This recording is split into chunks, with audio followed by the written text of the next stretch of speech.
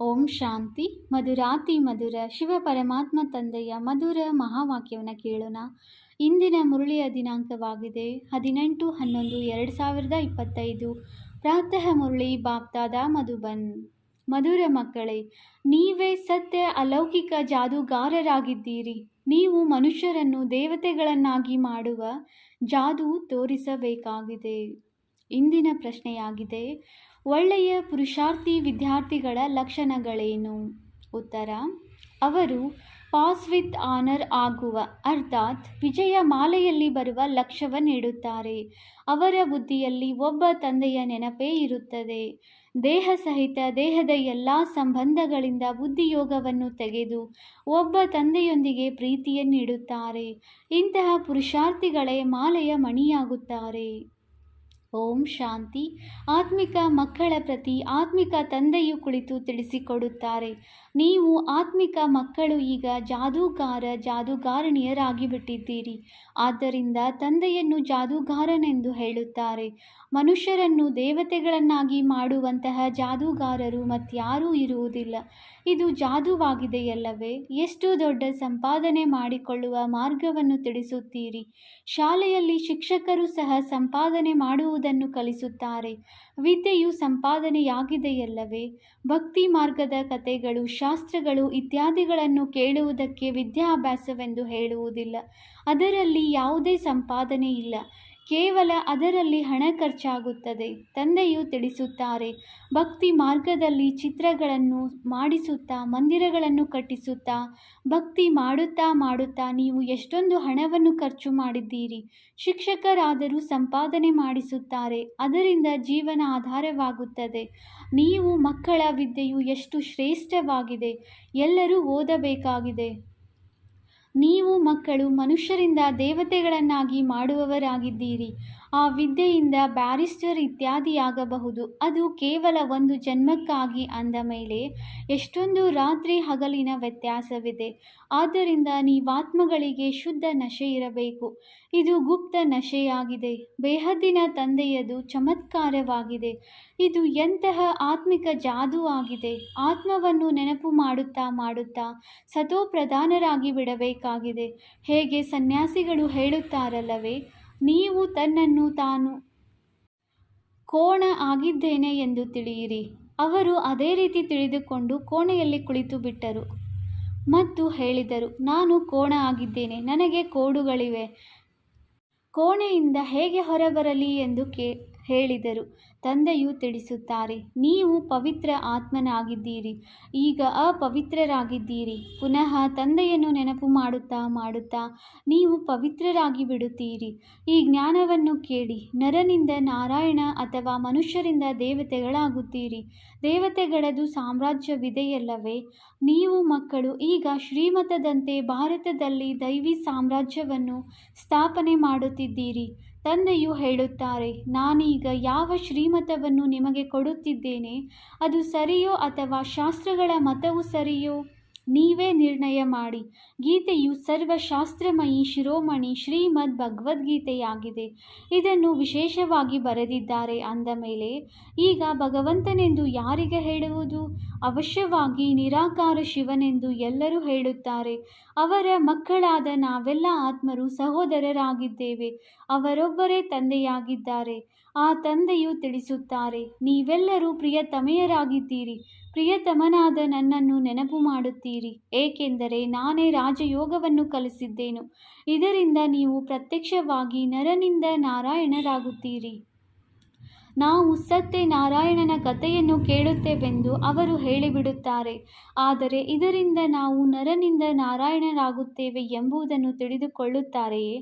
ತಂದೆಯು ನೀವಾತ್ಮರಿಗೆ ಜ್ಞಾನದ 3ನೇ ನೇತ್ರವನ್ನು ಕೊಡುತ್ತಾರೆ. ಇದರಿಂದ ಆತ್ಮವು ಎಲ್ಲವನ್ನೂ ಅರಿತುಕೊಳ್ಳುತ್ತದೆ. ಶರೀರವಿಲ್ಲದೆ ಆತ್ಮವು ಮಾತನಾಡಲು ಸಾಧ್ಯವಿಲ್ಲ. ಆತ್ಮಗಳ ನಿವಾಸ ಸ್ಥಾನಕ್ಕೆ ನಿರ್ವಾಣಧಾಮವೆಂದು ಹೇಳಲಾಗುತ್ತದೆ. ನೀವು ಮಕ್ಕಳು ಈಗ ಶಾಂತಿಧಾಮ ಮತ್ತು ಸುಖಧಾಮವನ್ನೇ ನೆನಪು ಮಾಡಬೇಕಾಗಿದೆ. ಈ ದುಃಖಧಾಮವನ್ನು ಬುದ್ಧಿಯಿಂದ ಮರೆಯಬೇಕಾಗಿದೆ. ಆತ್ಮಕ್ಕೆ ಈಗ ಯಾವುದು ಸರಿ ಯಾವುದು ತಪ್ಪು ಎಂಬ ತಿಳುವಳಿಕೆ ಸಿಕ್ಕಿದೆ. ಕರ್ಮ ಅಕರ್ಮ ವಿಕರ್ಮದ ರಹಸ್ಯವನ್ನು ತಂದೆಯು ತಿಳಿಸಿದ್ದಾರೆ. ತಂದೆಯು ಮಕ್ಕಳಿಗೆ ತಿಳಿಸಿಕೊಡುತ್ತಾರೆ ಮತ್ತು ಮಕ್ಕಳೇ ಅರಿತುಕೊಳ್ಳುತ್ತೀರಿ. ಅನ್ಯ ಮನುಷ್ಯರು ತಂದೆಯನ್ನೇ ಅರಿತುಕೊಂಡಿಲ್ಲ. ತಂದೆಯು ತಿಳಿಸುತ್ತಾರೆ. ಇದು ಸಹ ನಾಟಕದಲ್ಲಿ ಮಾಡಲ್ಪಟ್ಟಿದೆ.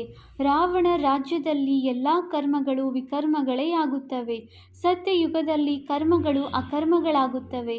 ಅಲ್ಲಿ ಮಕ್ಕಳಾಗುವುದು ಇಲ್ಲವೇ ಎಂದು ಯಾರಾದರೂ ಕೇಳಿದರೆ ತಿಳಿಸಿ. ಅದಕ್ಕೆ ನಿರ್ವಿಕಾರಿ ಪ್ರಪಂಚವೆಂದು ಕರೆಯಲಾಗುತ್ತದೆ. ಅಂದ ಮೇಲೆ ಅಲ್ಲಿ ಈ ಪಂಚವಿಕಾರಗಳು ಎಲ್ಲಿಂದ ಬರುತ್ತವೆ? ಇದು ಬಹಳ ಸರಳ ಮಾತಾಗಿದೆ. ಇದನ್ನು ತಂದೆಯು ತಿಳಿಸುತ್ತಾರೆ. ಯಾರು ಇದನ್ನು ಸರಿಯೆಂದು ತಿಳಿಯುವರೋ ಅವರು ಕೂಡಲೇ ಜಾಗೃತರಾಗಿ ಬಿಡುತ್ತಾರೆ. ಯಾರು ತಿಳಿದುಕೊಳ್ಳುವುದಿಲ್ಲವೋ ಅವರು ಮುಂದೆ ಹೋದಂತೆ ತಿಳಿದುಕೊಳ್ಳುವರು. ಹೇಗೆ ಪತಂಗಗಳು ಜ್ಯೋತಿಯ ಬಳಿ ಬರುತ್ತವೆ, ಕೆಲವು ಪತಂಗಗಳು ಹೊರಟು ಹೋಗಿ ಮತ್ತೆ ಬರುತ್ತವೆ. ಇವರು ಸಹ ಪರಂಜ್ಯೋತಿಯಾಗಿದ್ದಾರೆ. ಈಗ ಎಲ್ಲವೂ ಸುಟ್ಟು ಭಸ್ಮವಾಗುವುದು. ಇದನ್ನು ಸಹ ತಿಳಿಸಲಾಗಿದೆ. ಇದಂತೂ ಸಾಮಾನ್ಯ ಮಾತಾಗಿದೆ. ದೀಪದ ಬಳಿ ಪತಂಗಗಳು ಬಹಳಷ್ಟು ಸುಟ್ಟು ಹೋಗುತ್ತವೆ. ದೀಪಾವಳಿಯಂದು ಎಷ್ಟು ಚಿಕ್ಕ ಚಿಕ್ಕ ಸೊಳ್ಳೆಗಳು ಬರುತ್ತವೆ ಮತ್ತು ಸಮಾಪ್ತಿಯಾಗುತ್ತವೆ, ಹುಟ್ಟುತ್ತವೆ ಮತ್ತು ಸತ್ತು ಹೋಗುತ್ತವೆ. ತಂದೆಯೂ ಸಹ ತಿಳಿಸುತ್ತಾರೆ. ಕೊನೆಯಲ್ಲಿ ಬರುವವರು ಜನ್ಮ ತೆಗೆದುಕೊಳ್ಳುತ್ತಾರೆ ಮತ್ತು ಮರಣ ಹೊಂದುತ್ತಾರೆ. ಅವರದು ಹೇಗೆ ಸೊಳ್ಳೆಗಳ ತರಹ ಜನ್ಮವಾಯಿತು.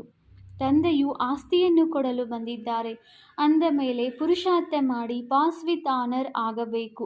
ಒಳ್ಳೆಯ ವಿದ್ಯಾರ್ಥಿಗಳು ಬಹಳ ಪುರುಷಾರ್ಥ ಮಾಡುತ್ತಾರೆ. ಪಾಸ್ ವಿತ್ ಆನರ್ ಆಗುವವರದೇ ಮಾಲೆಯಾಗುತ್ತದೆ. ಎಷ್ಟು ಸಾಧ್ಯವೋ ಪುರುಷಾರ್ಥ ಮಾಡುತ್ತಾ ಇರಿ. ವಿನಾಶಕಾಲೇ ವಿಪರೀತ ಬುದ್ಧಿಯವರೆಂದು ಹೇಳುತ್ತಾರೆ. ಇದರ ಮೇಲೂ ನೀವು ತಿಳಿಸಬಹುದು. ನಮ್ಮದು ತಂದೆಯ ಜೊತೆ ಪ್ರೀತಿ ಬುದ್ಧಿ ಇದೆ. ಒಬ್ಬ ತಂದೆಯ ವಿನಃ ನಾವು ಮತ್ಯಾರನ್ನೂ ನೆನಪು ಮಾಡುವುದಿಲ್ಲ. ತಂದೆಯು ತಿಳಿಸುತ್ತಾರೆ. ದೇಹ ಸಹಿತ ದೇಹದ ಎಲ್ಲ ಸಂಬಂಧಗಳನ್ನು ಬಿಟ್ಟು ನನ್ನೊಬ್ಬನನ್ನೇ ನೆನಪು ಮಾಡಿ. ಹೇ ದುಃಖಹರ್ತ ಸುಖಕರ್ತ ಎಂದು ನೀವು ಭಕ್ತಿ ಮಾರ್ಗದಲ್ಲಿ ಬಹಳ ನೆನಪು ಮಾಡುತ್ತಾ ಬಂದಿದ್ದೀರಿ ಅಂದಾಗ ತಂದೆಯು ಅವಶ್ಯವಾಗಿ ಸುಖ ಕೊಡುವವರಾಗಿದ್ದಾರಲ್ಲವೇ? ಸ್ವರ್ಗಕ್ಕೆ ಸುಖಧಾಮವೆಂದು ಹೇಳಲಾಗುತ್ತದೆ. ತಂದೆಯು ತಿಳಿಸುತ್ತಾರೆ. ನಾನು ಪಾವನರನ್ನಾಗಿ ಮಾಡುವುದಕ್ಕಾಗಿಯೇ ಬಂದಿದ್ದೇನೆ. ಯಾವ ಮಕ್ಕಳು ಕಾಮಚಿತೆಯನ್ನೇರಿ ಭಸ್ಮವಾಗಿದ್ದಾರೆಯೋ ಅವರ ಮೇಲೆ ನಾನು ಬಂದು ಜ್ಞಾನದ ಮಳೆ ಸುರಿಸುತ್ತೇನೆ. ನೀವು ಮಕ್ಕಳಿಗೆ ಯೋಗವನ್ನು ಕಲಿಸುತ್ತೇನೆ. ತಂದೆಯನ್ನು ನೆನಪು ಮಾಡಿದರೆ ವಿಕರ್ಮಗಳು ವಿನಾಶವಾಗುತ್ತವೆ ಮತ್ತು ನೀವು ಪರಿಸ್ಥಾನದ ಮಾಲೀಕರಾಗಿ ಬಿಡುವಿರಿ. ಅಂದಾಗ ನೀವು ಸಹ ಜಾದೂಗಾರರಾದಿರಿ. ನಮ್ಮದು ಇದು ಸತ್ಯವಾದ ಜಾದೂಗಾರಿಯಾಗಿದೆ ಎಂದು ಮಕ್ಕಳಿಗೆ ನಶೆ ಇರಬೇಕು. ಕೆಲವರು ಬಹಳ ಒಳ್ಳೆಯ ಬುದ್ಧಿವಂತ ಜಾದೂಗಾರರಿರುತ್ತಾರೆ. ಜಾದೂ ಮಾಡಿ ಏನೇನೋ ವಸ್ತುಗಳನ್ನು ಹೊರತೆಗೆಯುತ್ತಾರೆ.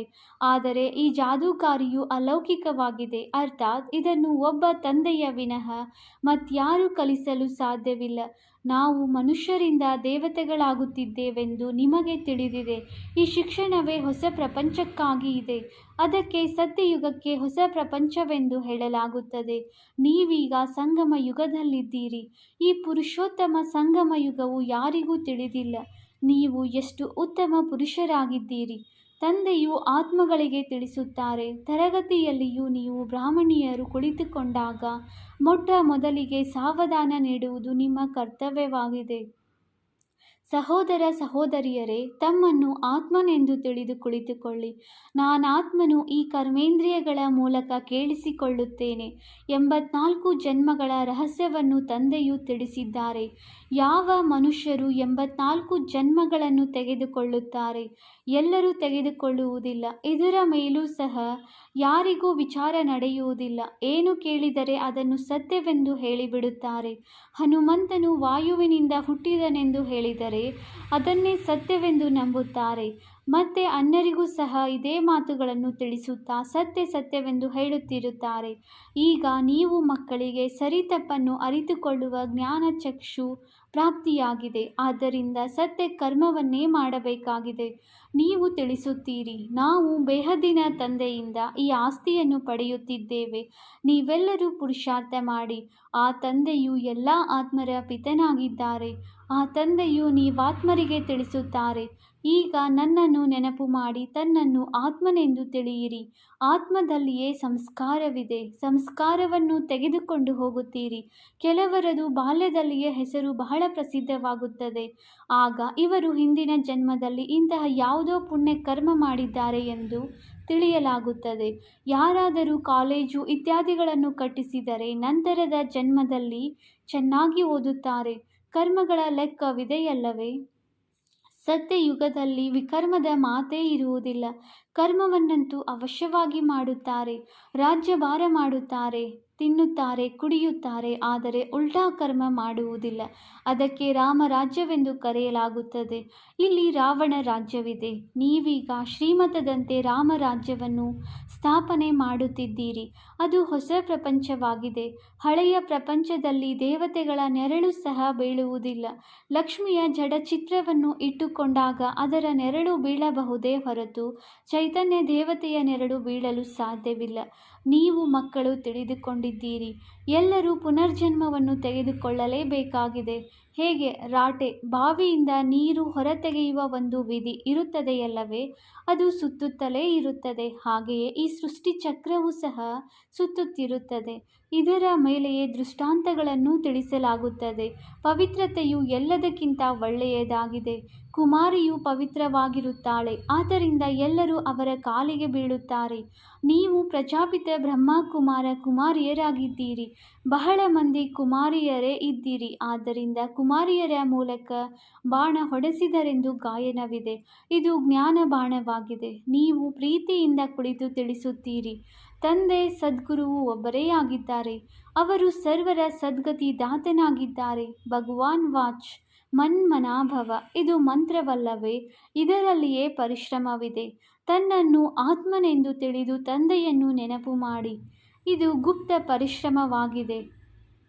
ಆತ್ಮವೇ ತಮೋ ಪ್ರಧಾನವಾಗಿದೆ ಮತ್ತೆ ಸತೋ ಪ್ರಧಾನವಾಗಬೇಕಾಗಿದೆ. ತಂದೆಯು ತಿಳಿಸಿದ್ದಾರೆ. ಆತ್ಮಗಳು ಮತ್ತು ಪರಮಾತ್ಮನು ಬಹಳ ಕಾಲ ಅಗಲಿ ಹೋಗಿದ್ದರು.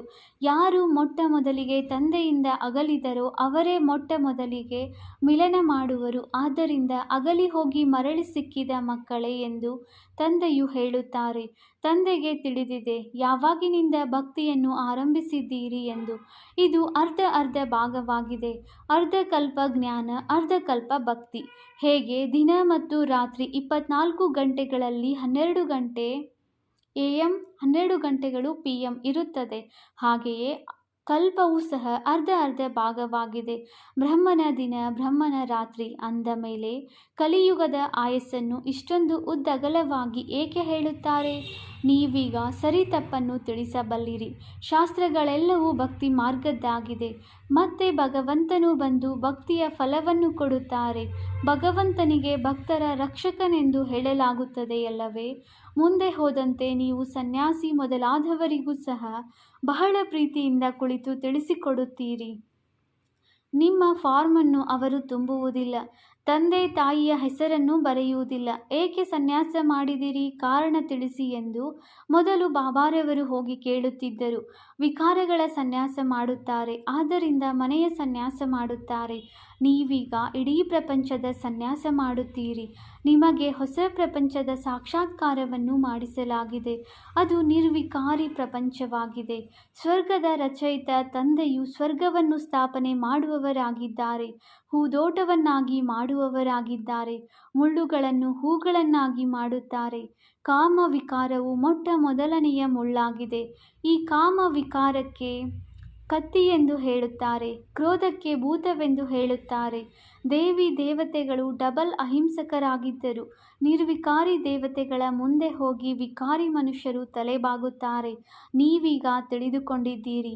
ನಾವು ಇಲ್ಲಿ ಓದುವುದಕ್ಕಾಗಿ ಬಂದಿದ್ದೇವೆ. ಉಳಿದಂತೆ ಆ ಸತ್ಸಂಗಗಳಲ್ಲಿ ಹೋಗುವುದಂತೂ ಸಾಮಾನ್ಯ ಮಾತಾಗಿದೆ. ಅಲ್ಲಿ ಈಶ್ವರ ಸರ್ವವ್ಯಾಪಿ ಎಂದು ಹೇಳಿಬಿಡುತ್ತಾರೆ. ಆದರೆ ತಂದೆಯು ಎಂದಾದರೂ ಸರ್ವವ್ಯಾಪಿಯಾಗಲು ಸಾಧ್ಯವೇ?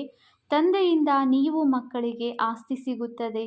ತಂದೆಯು ಬಂದು ಹಳೆಯ ಪ್ರಪಂಚವನ್ನು ಹೊಸ ಪ್ರಪಂಚ ಸ್ವರ್ಗವನ್ನಾಗಿ ಮಾಡುತ್ತಾರೆ.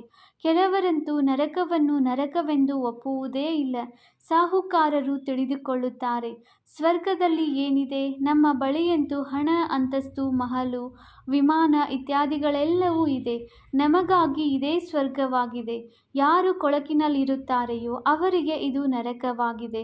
ಆದ್ದರಿಂದ ಭಾರತವು ಎಷ್ಟೊಂದು ಬಡ ದೇಶ, ಕಂಗಾಲಾಗಿದೆ. ಈ ಚರಿತ್ರೆ, ಭೂಗೋಳವು ಪುನಃ ಪುನರಾವರ್ತನೆಯಾಗುವುದು. ತಂದೆಯು ನಮ್ಮನ್ನು ಪುನಃ ಡಬಲ್ ಕಿರೀಟಧಾರಿಗಳನ್ನಾಗಿ ಮಾಡುತ್ತಾರೆಂದು ನಿಮಗೆ ನಶೆ ಇರಬೇಕು. ಭೂತ, ಭವಿಷ್ಯತ್, ವರ್ತಮಾನವನ್ನು ಅರಿತುಕೊಂಡಿದ್ದೀರಿ. ಸತ್ಯ ತ್ರೇತಾಯುಗದ ಕಥೆಯನ್ನು ತಂದೆಯು ತಿಳಿಸಿದ್ದಾರೆ. ನಂತರ ಮಧ್ಯದಲ್ಲಿ ನಾವು ಕೆಳಗಿಳಿಯುತ್ತೇವೆ. ವಾಮ ಮಾರ್ಗವು ವಿಕಾರಿ ಮಾರ್ಗವಾಗಿದೆ. ಈಗ ಪುನಃ ತಂದೆಯು ಬಂದಿದ್ದಾರೆ.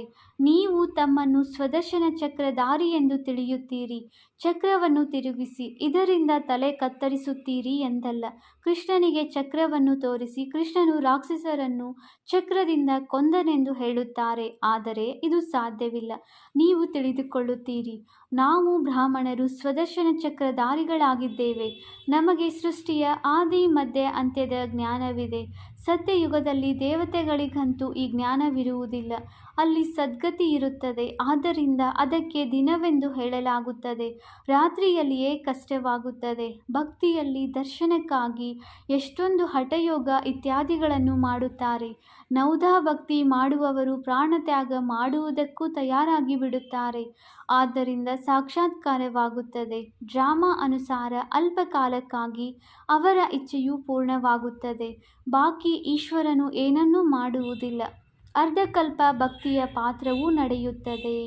ಒಳ್ಳೆಯದು. ಮಧುರಾತಿ ಮಧುರ ಅಗಲಿ ಹೋಗಿ ಮರಳಿ ಸಿಕ್ಕಿರುವ ಮಕ್ಕಳ ಪ್ರತಿ ಮಾತಾಪಿತೆ ಬಾಪ್ದಾದಾರವರ ನೆನಪು, ಪ್ರೀತಿ ಹಾಗೂ ಸುಪ್ರಭಾತ. ಆತ್ಮಿಕ ಮಕ್ಕಳಿಗೆ ಆತ್ಮಿಕ ತಂದೆಯ ನಮಸ್ತೆ. ನಾವು ಆತ್ಮಿಕ ಮಕ್ಕಳಿಂದ ಆತ್ಮಿಕ ತಂದೆಗೆ ನೆನಪು, ಪ್ರೀತಿ ಹಾಗೂ ನಮಸ್ತೆ ನಮಸ್ತೆ ನಮಸ್ತೆ. ಧಾರಣೆಗಾಗಿ ಮುಖ್ಯ ಸಾರ. Point number 1. ಇದೇ ಆತ್ಮಿಕ ನಶೆಯಲ್ಲಿರಿ. ತಂದೆಯು ನಮ್ಮನ್ನು ಡಬಲ್ ಕಿರೀಟಧಾರಿಗಳನ್ನಾಗಿ ಮಾಡುತ್ತಿದ್ದಾರೆ. ನಾವು ಸ್ವದರ್ಶನ ಚಕ್ರಧಾರಿ ಬ್ರಾಹ್ಮಣರಾಗಿದ್ದೇವೆ. ಭೂತ, ಭವಿಷ್ಯತ್, ವರ್ತಮಾನದ ಜ್ಞಾನವನ್ನು ಬುದ್ಧಿಯಲ್ಲಿ ಇಟ್ಟುಕೊಂಡು ನಡೆಯಬೇಕಾಗಿದೆ. Point number 2.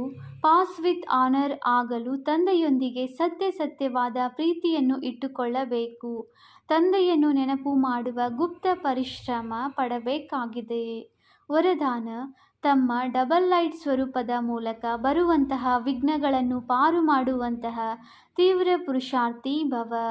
ಬರುವಂತಹ ವಿಘ್ನಗಳಿಂದ ಆಯಾಸಗೊಳ್ಳುವ ಅಥವಾ ಹೃದಯ ವಿದೀರ್ಣರಾಗುವ ಬದಲು ಸೆಕೆಂಡಿನಲ್ಲಿ ಸ್ವಯಂನ ಆತ್ಮಿಕ ಜ್ಯೋತಿ ಸ್ವರೂಪ ಮತ್ತು ನಿಮಿತ್ತ ಭಾವದ ಡಬಲ್ ಲೈಟ್ ಸ್ವರೂಪದ ಮುಖಾಂತರ ಸೆಕೆಂಡಿನಲ್ಲಿ ಹೈ ಜಂಪ್ ಹಾಕಿಬಿಡಿ. ವಿಘ್ನರೂಪಿ ಕಲ್ಲನ್ನು ಒಡೆಯುವುದರಲ್ಲಿ ಸಮಯ ಕಳೆಯಬೇಡಿ. ಜಂಪ್ ಹಾಕಿ ಮತ್ತು ಸೆಕೆಂಡಿನಲ್ಲಿ ಪಾರಾಗಿ ಬಿಡಿ. ಸ್ವಲ್ಪ ವಿಸ್ಮೃತಿಯ ಕಾರಣ ಸಹಜ ಮಾರ್ಗವನ್ನು ಪರಿಶ್ರಮವಾಗಿ ಮಾಡಿಕೊಳ್ಳಬೇಡಿ. ನಿಮ್ಮ ಜೀವನದ ಭವಿಷ್ಯ ಶ್ರೇಷ್ಠ ಗುರಿಯನ್ನು ಸ್ಪಷ್ಟವಾಗಿ ನೋಡುತ್ತಾ ತೀವ್ರ ಪುರುಷಾರ್ಥಿಗಳಾಗಿ.